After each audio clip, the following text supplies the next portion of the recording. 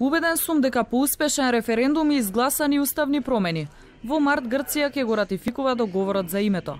Грчкиот европратеник и шеф на делегацијата на Сириза Пападимулис е сигурен дека и левичарските и десничарските партии ќе дадат поддршка за имплементација на договорот. Вели дека компромисот опфаќа чувствителни теми за двете земји и затоа треба да се стави крај на труење на младите со национализам. Немам никакви сомневања.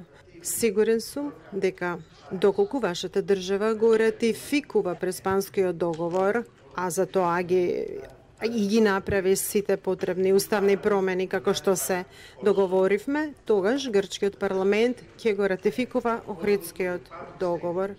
А она што го кажа спикерот на грчкиот парламент ми дава за право да кажам дека тоа ќе се случи следниот март. Наспроти оптимизмот на Пападимулис, европратеничката од редовите на Нова демократија Спираки, со став дека договорот за името не значи дека Македонија е подготвена за Европската унија.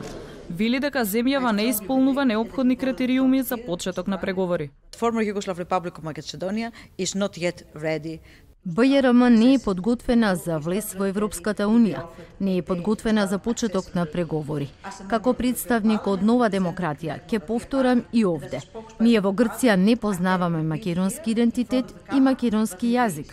Оваа земја се соочува со многу проблеми. Загрижувачка е состојбата со корупција, владење на правото, слобода на говор, а тоа се основни европски вредности.